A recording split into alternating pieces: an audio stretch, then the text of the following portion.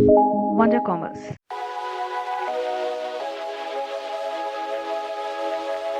Golden rules of accounting.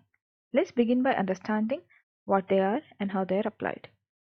Golden rules are the set of rules based on which transactions are recorded in the books of accounts.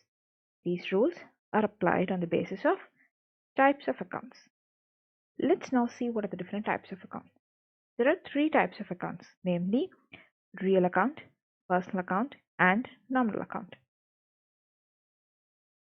In case of a real account, we account for the assets or properties of an entity. For example, vehicles or building and such other assets will be classified as real account. Personal account. Under this, we account for those transactions which the entity has with another person, entity, or a firm. For example, purchase of goods from X Limited.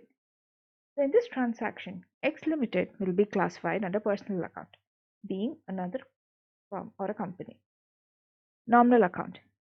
Under this, we account for those transactions which are in the nature of income, expenditure, gain, or loss. For example, income from investments is in the nature of income and it will be classified under nominal account. Now let's go on to see what are the golden rules. In this table, we have types of account, what to be debited and what to be credited.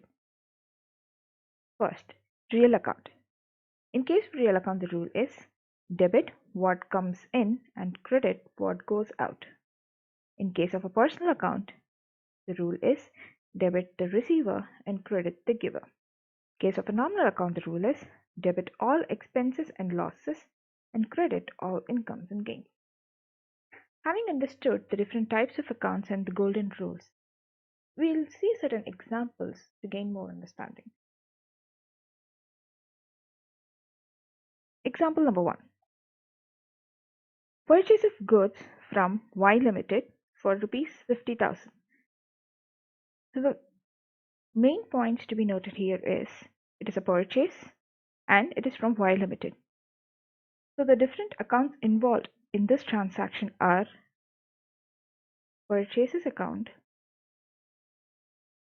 and Y Limited account. As we saw earlier, purchases account is a nominal account since it's in the nature of an expenditure. So this will be classified as nominal account. And Y Limited will be classified under personal account.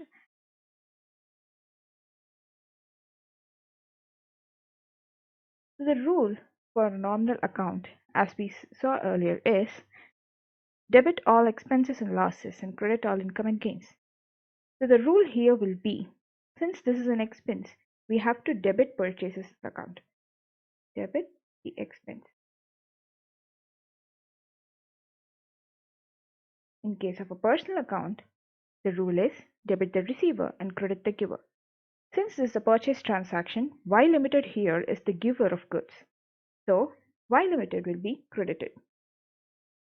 Credit the giver. So the entry will be purchases account debit to Y Limited account. Let's see another example. Paid rupees 5,000 as rent. Here, the two main important things to be noted are it's a rent and it's a payment. So the accounts involved here is rent account and bank account. Now rent here is an expense. So this will be classified under nominal account. And bank account is an asset to any entity. So it will be classified as real account. The golden rule for a nominal account, as we already saw, is debit all expenses and losses and credit all incomes and gains. So here, rent will be debited. So debit the expense will be the rule. In case of real account, we saw the rule is debit what comes in and credit what goes out. So since this is a payment, there's an outflow of cash. Hence, the rule will be credit what goes out.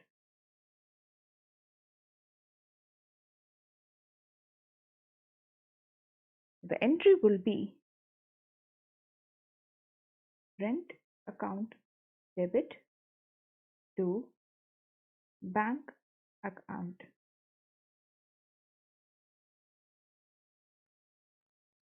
Hope you got what you were looking for. Let us know in the comment section below and do not forget to subscribe to Wonder Commerce.